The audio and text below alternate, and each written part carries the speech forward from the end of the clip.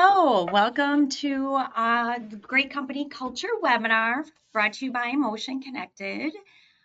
This is our webinar series where we feature either clients or people working in the well-being and engagement space to come on and share some of their best practices about what they're doing or teaching in order to promote employee engagement and great cultures in the workspace. And I'm Sarah Troup. I'm the Director of Engagement Strategy at Motion Connected, and I will be your host today. And here's just a quick overview of what that agenda will look like. I'm really excited to introduce our guest. Her name is Alysia Perron, and Alysia is a passionate wellness advocate and Wellbeing Program Manager at Southern New Hampshire University. She has over 14 years of experience in mental health and holistic wellness, and Alysia has been very instrumental in driving positive change in employee well-being at Southern New Hampshire. So welcome, Alysia. We're excited to have you. Do you mind sharing a little bit about yourself?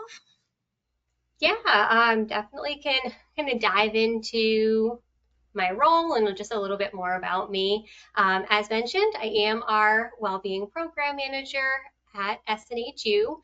So really, I just work on managing our well-being resources for our employees, creating content, programming, coming up with different initiatives, all surrounding employee well-being, just to try to promote wellness and increase engagement and really just bring about awareness to the university for our staff. Oh, that's And awesome. then, yeah. I don't know, just I guess a little bit more. The role is relatively new, so I think that's something that's kind of unique in that it was only created 4 years ago. So, in the grand scheme of things, pretty new. Yeah. And I think a lot of companies are just maybe in that same boat where we had the pandemic and it raised some concerns around employee well-being, created just some conversations as how we can best support our staff, and that's initially why the role was created at SNHU. So just 4 years in this role and going strong, I guess. Well, then we'll get into that and results and the things that you've done. But that is what is so amazing is what you've been able to accomplish in 4 years. So I'm really excited to bring that to light. I would say Southern New Hampshire has a unique culture, being an educational institution and more. So tell us a little bit about what your population is like and what the culture is like there.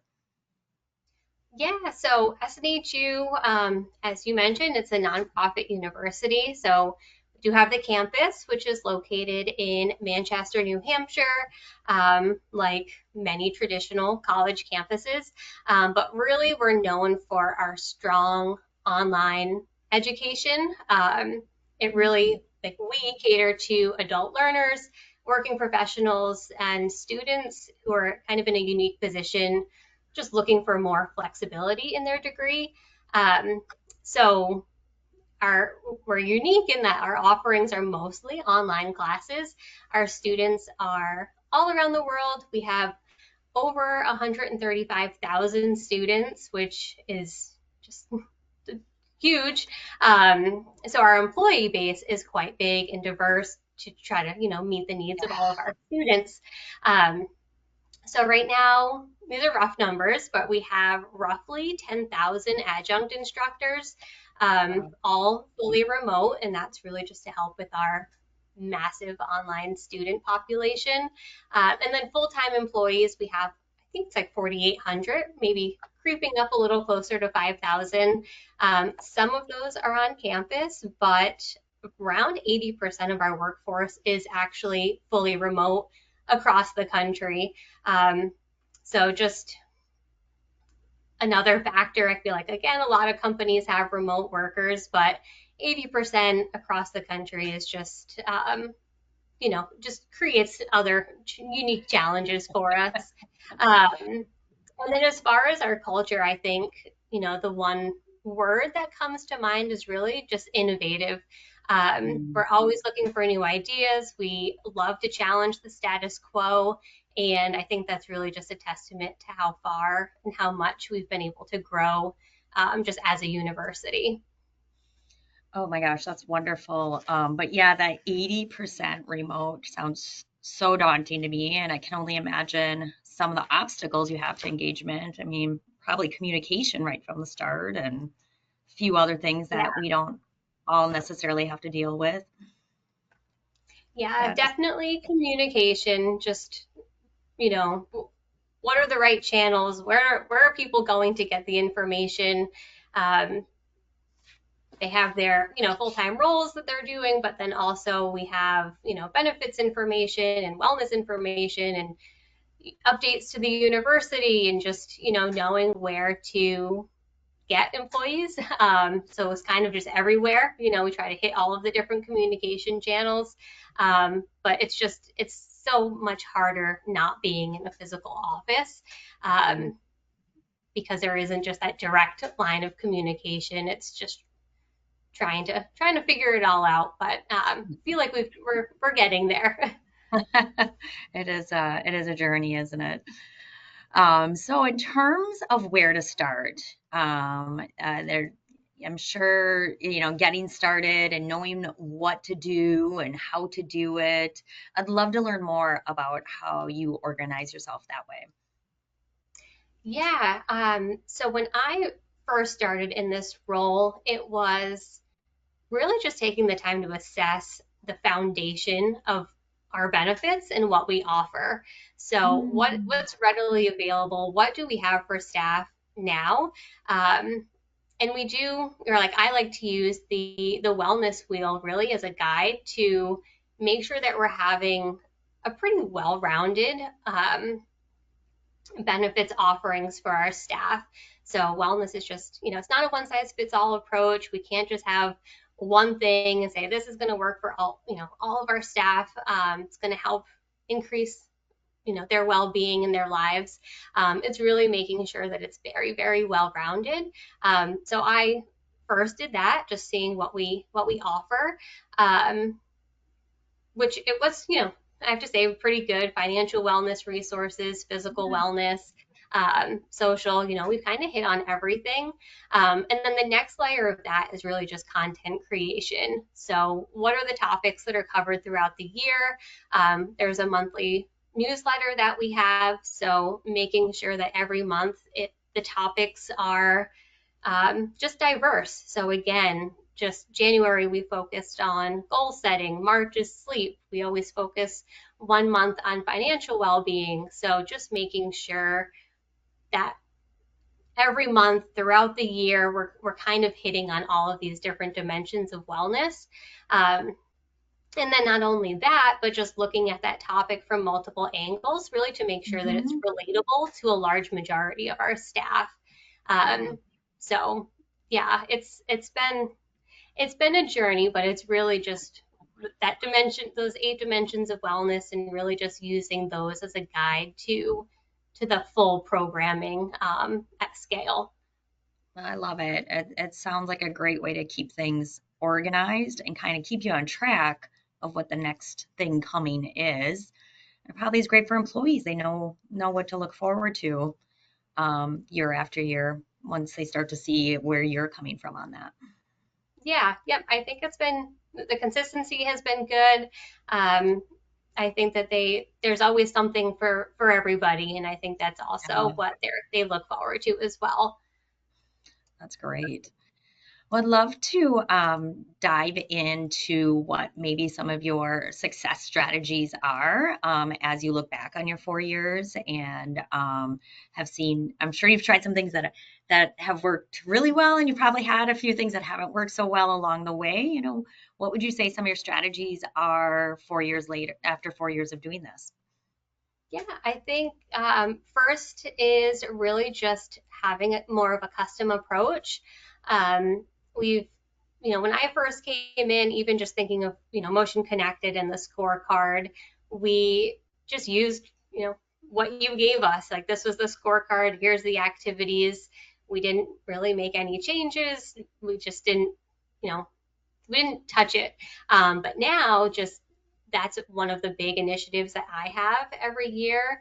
You know, end of summer, early fall, I'm like, okay, we got to start that new scorecard. Let's take a look, and we fully customize it to really just meet our own needs. So we use the scorecard as a way to drive awareness to our wellness offerings. So I go in, I create all of the new activities. We try to make sure that we're incorporating all of the resources that we have throughout the university, again, just to drive awareness on what they are. So one of them is the well-being goal on there, and it's probably one of my favorite initiatives that we've tried, and it's stuck and it's working well just over the last 2 years. But employees can go in and they can actually create a well-being goal for themselves. So anything that they want that's related to wellness. So we have some employees go in and, you know, they want to learn a new language, or they want to read a book every month. A lot of them are around weight loss, but just a wide range of different wellness goals that they have. And then I go in, I view their goals, I send them a personalized email, I check in with them throughout the year, see if they're on track, see if they need any resources. And it's really just created kind of that personal touch of, you know, someone reaching out and they care about their goals. And, you know, it's an activity on the scorecard so that they can earn points. And, you know, it's very different. It's something that I would have never thought of 4 years ago when we, you know, when we first started with the platform, but it's been such a success and something that our employees really, really appreciate. So that's one of our custom approaches. Trying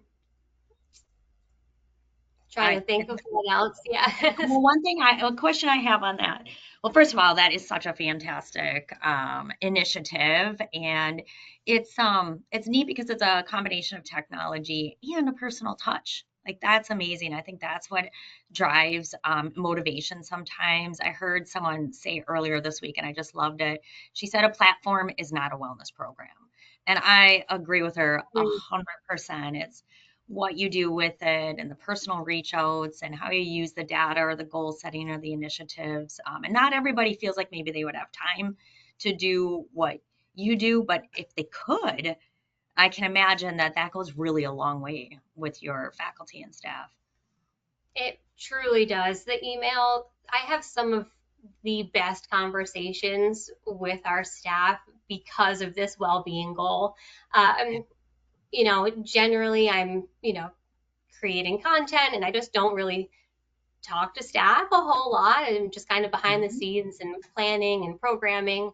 But this initiative really gives me that opportunity to touch base with them, let them know, like, I see you, I hear you, this is your goal, here's some of our resources that we have.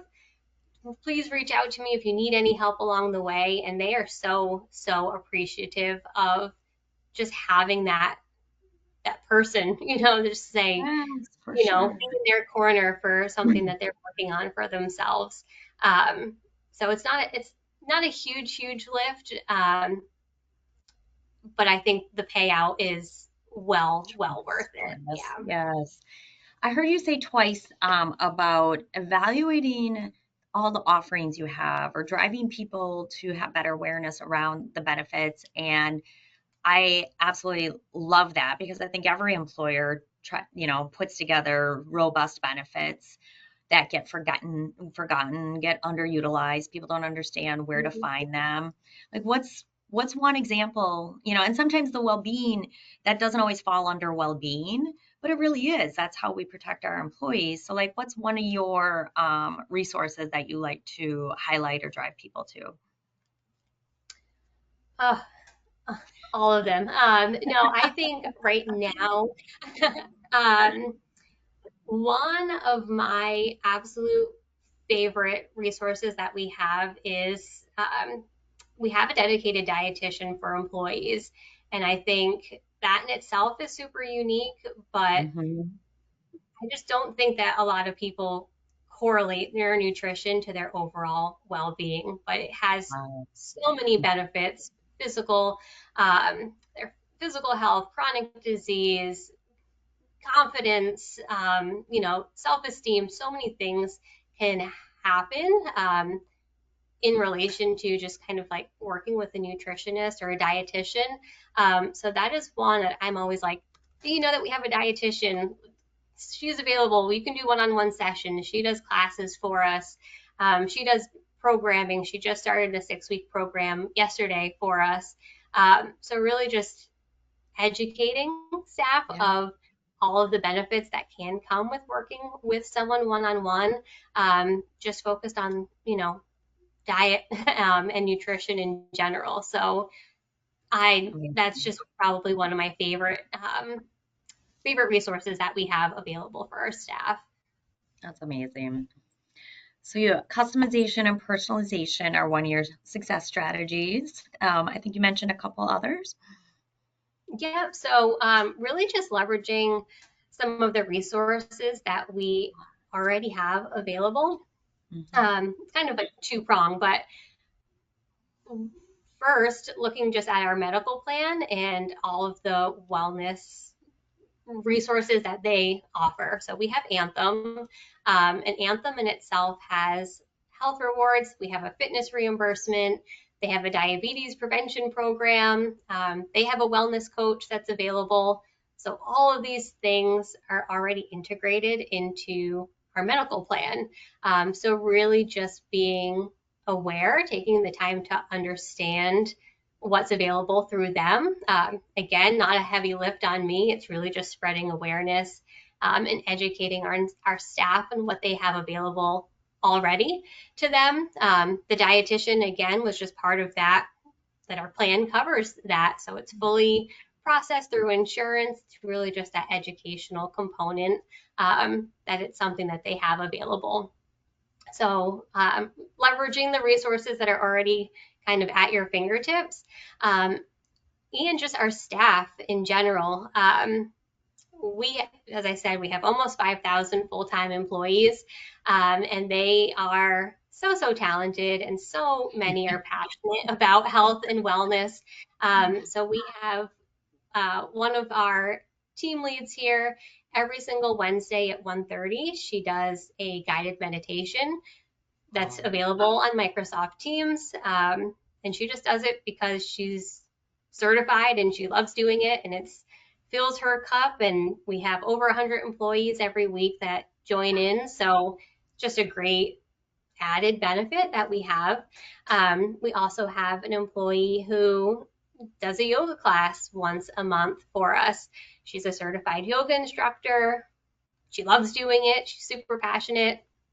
And that's something that we offer. And really, on my end, I just promote these things.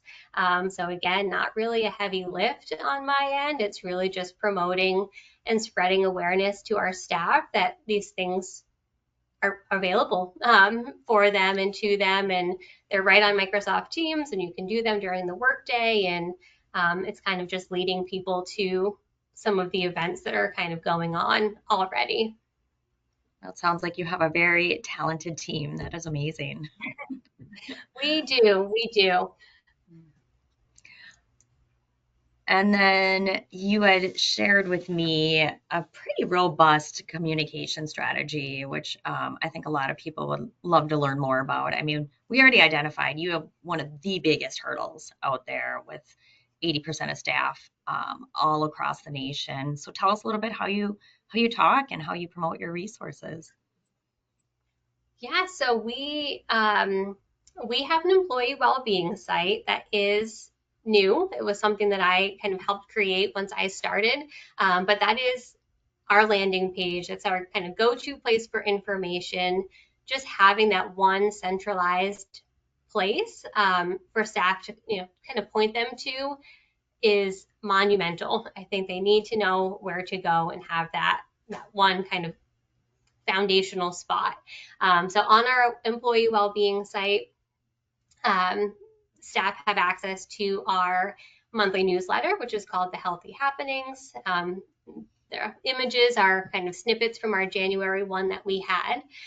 So they have access to our Healthy Happenings, and then they have access to a page that really is just a list of all of our well-being benefits and resources. So if you on your own just wanted to kind of look to see what you had available, you could access it through this site. So it's really having that one place to drive drive people to. And then, like I mentioned, we have the monthly newsletter. Everything is done through our intranet. We have, I've partnered with various departments because we are so large. So campus, they have their own newsletter that I just semi-recently found out about. So I put the Healthy Happenings, a link to that in their newsletter. Our adjunct have their own newsletter that goes out. So I've connected with them, and any kind of wellness information or anything that kind of they have access to, I collaborate with that team and that department to get the information in. Our student experience team, they have their own communication channels and morning announcements. So every Wednesday I have content that goes out. It's called Wellness Wednesday, just to, again, drive staff to some of the resources and initiatives that we have going on. So part of it is just knowing all, what's out there, collaborating with different departments, and utilizing some of the channels that already exist, just like, oh, do you mind if I put a link here? There's a step challenge coming out. Do you mind if we, just kind of promote it, just so that we are hitting different departments, different populations of staff. So there's a lot to, I have a whole kind of a communication checklist every month of like, here's all the things, all the people I need to touch base with. But it helps just make sure that the consistency and the cadence is, what employees can expect, that they know every month there's a new newsletter, every Wednesday, that Wellness Wednesday kind of content comes out. It's just, there's a lot to the communication plan, but I think it's really just writing it down and kind of making sense of it and starting small and taking the time to kind of plug away at it. Yeah. Oh, I love that you keep that list and that you have figured out these other outlets that are already happening anyway. So when by pairing up on that, you're not over communicating because they're getting that anyway, but they're getting a reminder. And one thing that impresses me is you're not afraid of repetition. I feel like sometimes I talk to people and I'm like, well, you could promote here and you could do this. And they're like, well, we already do it in our newsletter, so we're good. And I think maybe repetition might actually be what the key is. And overlap. It might be. Our staff probably are laughing right now, anyone who's on the call, but I have no problem, like, copy paste, like, here, just a reminder, this is coming out, just step challenge, a deadline to register for this. But I think that you could say something 5 times and, most people aren't listening all 5 times, or they're not paying attention, or, there's just so many other things going on. So you kind of have to say the same message at least 3 times before, maybe 50% of people are engaged in listening. So I think our staff are well aware that I'm going to say things a million times. And that's just, I'm okay with it. And that's kind of what they can expect from me, and it's fine. But yeah, I think that it really is just kind of repeating the same message over and over, just to kind of get the point across and the message sent. Yeah, I mean, and I'm trying to take like some of your ideas and apply them maybe to different types of settings, or maybe, take that idea, even if you're a single location setting and do have access to all your employees, it might be taking some of your well-being communications and tying them in at the end of a safety meeting or other outlets that you have in terms of community. So it's really the strategy more so than exactly how it's done. Maybe there's not multiple newsletters at your organization, but there probably are multiple communication methods that you can ride the coattails of. That's fun. Yeah, and I think too, just, you could have one resource, for example, say care.com. Care.com is a resource that we offer all of our employees. I can put it's in our February Healthy Happenings as make time for date night, that social connection with your spouse or, a loved one is so important. So we have this resource for you, but we could also use it for, in the summer, we just kind of put a spin on it, or in the spring cleaning, you can use care.com for, you can hire a house cleaner, or, if you want to start getting your dog outside, there's pet sitters or pet walkers that you can get. So even having the one resource, but kind of packaging it in different ways. So you're still kind of repeating the same message that you have this resource that's available to you, but you're just saying it in different ways. Yeah, oh, that's great. I think one thing that also maybe goes along lines of communications that I heard you say in a different meeting is at one point within the 4 years, you changed the intent of your wellness committee. And I have seen all kinds of different ways that wellness committees are formed and how they work together, don't work together, and effective ways of making that work. Tell me a little bit about that intent and where you are today with your wellness committee. Yeah, so our wellness committee, they are called the Healthy You team. And we have changed just so much from when I first started. It was really just a group of, they are just, volunteers. They have full-time positions throughout the university, but they're passionate about health and wellness in some capacity. So it was kind of a monthly meeting that we had, and it was me just providing information to them to then kind of spread it to the various departments that they're in. So their role was really just taking content and information and trying to spread awareness. But then over the last maybe probably year and a half, it's really transformed into like a planning committee. So I fully lean on them, probably more than I kind of give them the recognition for, just my appreciation. But they help me plan, what topics do we need for these monthly newsletters? What are employees, what are you hearing from them? What are their needs? Because they are the ones that are kind of boots on the ground working with, all of our colleagues. So they can kind of bring that information back to say, this is what people's needs are. These are kind of some of the topics or themes that we're seeing, so that we can make sure that we're providing the right content to our staff.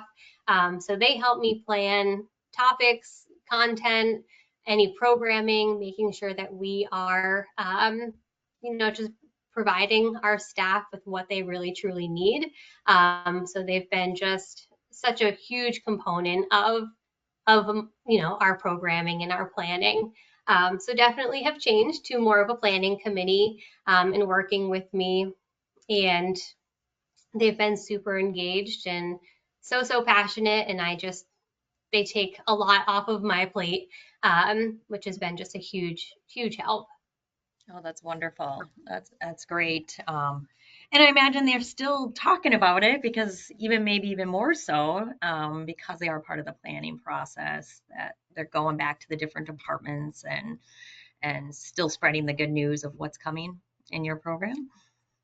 Yeah, definitely. I think the more they feel a part of the content, the planning, they're just even more so passionate, just because they have, they're part of it now. Like, oh, I came up with this idea for this newsletter, and I try to have one of them featured, like a little video in the newsletter once a month, just like we call it a Healthy You highlight, just so that they are kind of spotlighted and highlighted on a monthly basis, just to get their names out across the university.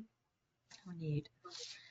Well, let's dive just a little bit deeper into one of your not even example. This is probably what you have planned coming up in May, I imagine. Yeah, I'm actually working on our mental health awareness planning now for this year. This is a screenshot of what we had for last year, so Mhm. 2024. But every May is Mental Health Awareness Month, so definitely utilize that initiative for a way to even more so spread awareness on some of our resources and just mental health and well-being in general.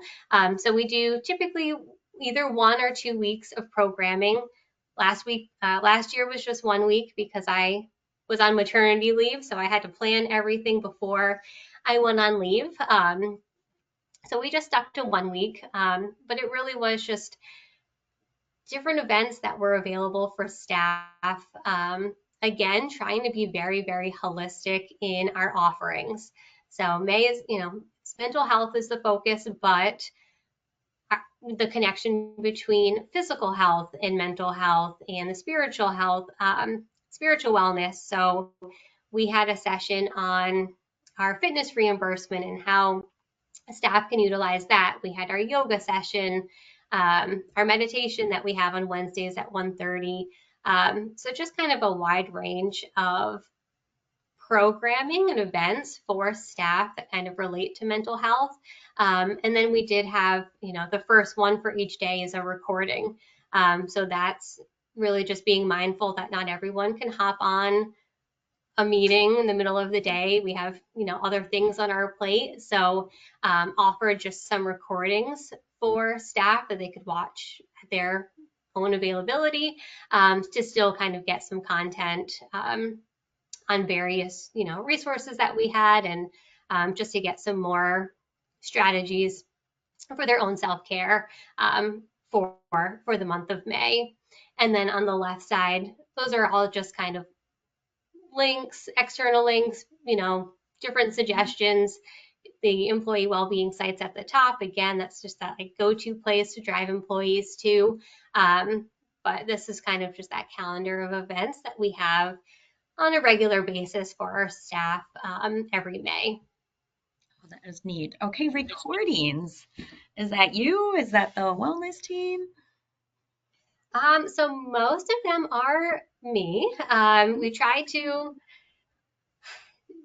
just again, hitting people where they're at. So they might not always just go to a website and read a bunch of information about some resource that's available to them. But we're in 2025 now, so like in the world of TikTok trends and short snippets of information, have just started to create some more 2-minute videos as like a quick summary of here's a resource you have and here's how it can help, and um, just kind of getting all the content without having to kind of do any of the work. So yeah, I've been creating those and just trying to again offer some other vehicle for staff to get some of the content that's needed. Yeah. Yeah. Well, for some of us on this call or webinar, I would say maybe doing recordings could be daunting or doing videos. Do you have any tips or tools that you use that make it a little bit easier? Practice, just practice and working to get more comfortable. Um, as far as actually creating them, just having a free account for, if your company doesn't offer you anything, just having a free account, even like Canva, where they have templates already available to you, can be super Mhm. helpful. Takes a lot of like the thought process off your plate. And then I do have myself on video a lot, which I know a lot of people might not be super comfortable with. Um, but just being in my role, I do a lot of presentations and I talk to staff, and I think just over 4 years, I've gotten a lot more comfortable with being on camera and just kind of having myself out there. So try to take my own discomfort out of the equation and know that the end goal is that staff are getting what they need. They're getting the content, they're getting the information, and that is more important to me than being uncomfortable on camera Perfect for video, right? under your voice. It's just making sure that the content's out there. Oh, yes. Well, let's look at some of the results that you've been able to see with your program over 4 years. ROI, return on investment, is always an interesting thing, and it can be measured by platforms, can be measured internally, or some people don't even look at it at all. But you're actually pretty good at looking at your statistics, and we took a look at some of the ones we had. Wow, exciting stuff that I saw when I started to dig a little bit deeper. Do you want to talk a little bit about some of these results you've seen? Yeah, so these are directly from Motion Connected. I know for me, one that really stands out, just as a testament, I guess, to my role. I think when I first stepped into the role, I think we had like 700 employees signed up for Motion Connected. Like they had an account, which is still fantastic numbers. But I think now we're at like 1,900, so we've grown Mhm. so much. So just that first number, that increase of accounts that we have, 120%. Just we're almost at half of our population with an account, which is amazing. Which means that they're aware of it, that it's out there. They know what Motion Connected is. They're engaged in the platform, and that is really just my main goal. So these numbers are super exciting for me. 97% satisfaction rate. We're doing something right with the You sure platform. are. That's The higher than step our normal count. average. It's very good. Yes, yeah. And I think that might also just be a testament to that customized scorecard. It's very Mhm. unique. It's we're offering them information that is relevant to them and that can help them utilize our other resources and offerings. So I love that number. And even just the last two, they're exercising more, they're walking more, they're making better decisions about their health. Like these are all, you know, my heart of hearts just makes me so happy to see that so many people are happy with what we're offering them. And the step count at the bottom is like It's just unreal. out there. It's a number, but to be in the billions, how fun is that? That is so fun. Um, what I particularly admire about you and think is so great is that you've been keeping your own stats right from day one on the things that matter to you. And when I chatted with you, you had a lot of different things you're measuring, and we just decided to choose four of the highlights. So I'd love to learn a little bit more about some of the things you've been measuring from an ROI standpoint. Yeah, and this, I mean, I just have a regular old Excel sheet. At the bottom it has the year, so 2021 through now 2025. I just started a tab, but really just jotting down information on a monthly basis.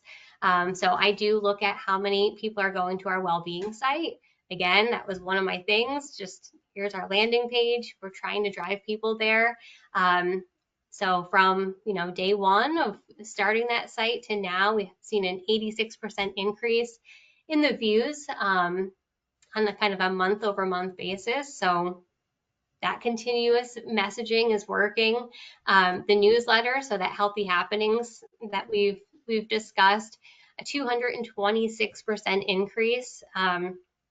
So I'll say when we first started, it was a PDF version. It was not that pretty. I look back and I'm like, oh, we've come a long way. But it was really just that consistency over time. No one knew what healthy happenings was. It was just this idea that we had. So seeing how much it's grown, that we have over 1,000 views a month now of people looking at it. Love that number. Our fitness reimbursement, we really, again, that's something that we've always had access to. The Anthem um, provides that program. So just bringing awareness to that. So seeing almost a 50% increase. Our dietitian was new. We just brought her on in 2023, but we've already had 1,800 employees register for her classes and programs. 326 who've had a one-on-one session with her. And then EAP is huge. I feel like a lot of companies have an EAP of some sort. So just bringing awareness to all of the services that an EAP can provide, knowing that there's been a 27% increase in just service requests, but really looking at that counseling referral, that's typically one of the main services that an EAP is kind of known for. So we do offer 6 sessions per year for free, no cost, and almost 100% increase in the amount of referrals that employees are getting. So again, awareness that the more they are aware of the resources that are available, the more that we're going to see that engagement from them. Yeah, I don't know which one I like the best, but I mean, I just know a lot of organizations struggle with connecting employees to the right resources and often will pay for EAP that goes underutilized. So this is really exciting to see that it can be done. It just needs a little bit love and communication, and you've tracked it and have been able to show that increase. That was amazing. And that repetition. Repetition, not being afraid of the repetition. So just a couple last questions for you and for our audience. And if anyone has questions for Alysia, start thinking about those and put those in the chat. I will try to find those and be able to throw those her way. But curious, what role has Motion Connected played in these results and your communication methods and so forth in the last 4 years? For me, I think just Motion Connected has been a way for us to put everything together. So like I said, when I first came into the role, we had so many great resources, just individual resources, but we've kind of used Motion Connected to make it more of a cohesive program. So just putting them all in one place, having that scorecard that, drives awareness and educates employees on what they have available, but then really the biggest thing is being able to then create incentives around employees utilizing those resources. So we do a monthly raffle. So in that Healthy Happenings, that newsletter, I pull one of the activities on the scorecard. Say anyone who's completed this activity will be entered into a raffle for a $50 gift card, just to kind of further, incentivize people to go in and just participate in the program. So that's certainly helped. And then at the end of the year, we have a raffle as well. So really just creating that incentive around utilizing the platform and utilizing the resources they have available. It's not just for their health and their well-being, and there's so many great benefits, but also they can get an Amazon gift card, and who doesn't like that? So I think it's just been a way to kind of keep track and drive awareness that way. Alysia, when I talked to you and then I asked you about your incentive budget, it's something I'm always trying to figure out. What's the magic number? How do you get increased engagement?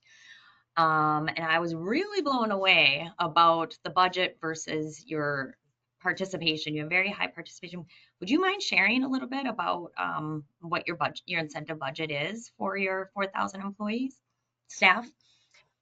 Yeah, so for Motion Connected specifically, we have the end of the year raffle, and that we just have kind of $3,500 dedicated to raffle winners. So for those familiar with Motion Connected, anyone who's reached bronze goes into a raffle, anyone who's reached silver on the scorecard, and then anyone who's reached gold goes into a separate raffle for $75, $50, and $20 gift cards. So, I mean, in relation to the amount of employees we have, it's, not the largest budget, but I do think that's enough of an incentive to go in and for them to start utilizing and engaging in the program. And then, like I mentioned, that monthly raffle, it's just a $50 gift card. So, on average, I get maybe 200 to 300 employees completing an activity, whatever one was chosen for the month. And It's just that $50 gift card, so that's just $600 a year. You're right on about $1 per employee per incentive budget, and that's amazing. You're driving wonderful results, getting engagement, increasing the AP utilization. You're doing all kinds of wonderful things.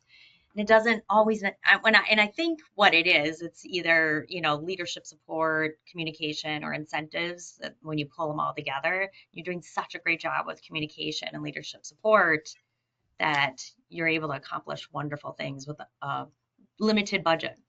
I think it's Yeah. amazing, and I hope it inspires other people out there to maybe who haven't started a program because of an incentive budget or feel like they're not getting quite the right engagement, that it definitely can be done. It's awesome. Yeah. So, yeah, and then for our audience, what advice would you have for other organizations looking to go from good to great? Yes, and I know we're at time, so I will try to Yes. be pretty quick. First, I would say just consistency. Whatever you are doing, just be consistent. Whether it's a newsletter, whatever communications you have, any programming, just kind of making it the same kind of month over month or year over year, just because employees will eventually grow to expect it. So you just want to make sure that that is consistent. Looking to see what you currently have access to, which I know you've talked about as far as like your medical plan, seeing any internal staff. But my biggest one is just to stay diligent. So being persistent, even when the results aren't immediate. I look back on my role month over month, a lot of things have not changed. But then if I look back year over year, I'm like, wow, there's been so much growth, so much change. And then if I even compare myself, like where our program is now compared to day one of me being in the role, it's a night and day difference. So small, small steps, staying very diligent in what you're doing and just kind of trusting, so cliche, but trusting the process that if you are making small steps, they are going to pay off over time. Oh, that's awesome. That is great. If anyone has questions for Alysia, now would be the time to put those in. I'm also leaving you with a couple of fun things. One, we do have our Garmin Lily winner that we used a randomizer to draw prior to. You said you use a randomizer, Alysia. Which one do you use? I just typed in Google search, but it's wheelofnames.com. That's what we use for all of our raffles.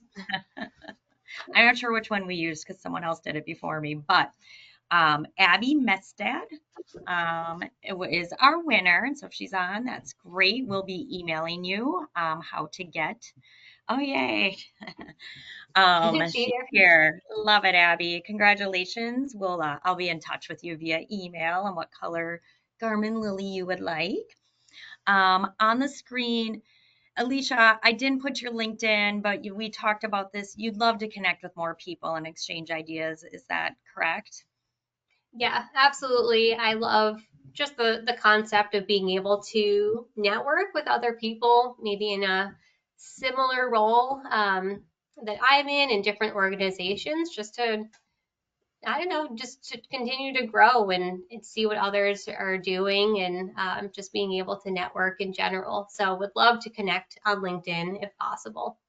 That's great. So Alicia's name's pretty easy to find on LinkedIn, or she is one of my connections. So connect with me and you'll find in my connections that I can get you connected to Alysia. We have our Great Culture Club. So we have a Great Culture webinar, which you're on, and we also have our Great Culture Club, which is just a fun resource program newsletter. Every month you'll get some sort of digital download for employee engagement, and every other month we'll send you something fun in the mail. So in January we sent out wellness break fortune cookies to our newsletter signups. Next month in March, I'm not sure. I don't know if I want to give it away exactly, but we are working on what your boxed item will be. I know we definitely throughout the year will have employee recognition stickers, some window clings, a few other fun things coming. So get signed up if you want those free resources, and you can do that in the QR code. Looks like just one question here for you, Alysia. In your, in your program, do you have points for physical things like preventative exams or biometrics or the traditionally normal well-being initiatives? Yeah, so speaking specifically to our scorecard and the points, again, try to keep it very holistic and looking at the wellness wheel. So we definitely have physical health, preventative exams, tracking your weight, the step challenges. But then there's also financial wellness. We have attending one of our events and doing a meditation and, just trying to, again, look at that scorecard and be very precise in making sure that we're hitting all the different dimensions of wellness. But of course, like physical wellness and motion connected, you're known for your step challenges. So it is very physical wellness heavy. So those are definitely incorporated in there. Of course, as a part of a holistic program. Well, thank you, Alysia, and thank you everyone that joined. Keep your eyes open for our next speaker in the next couple of months, and look forward to staying connected to everyone. Bye. Thank you. Thanks for having me. You're welcome. Have a great day.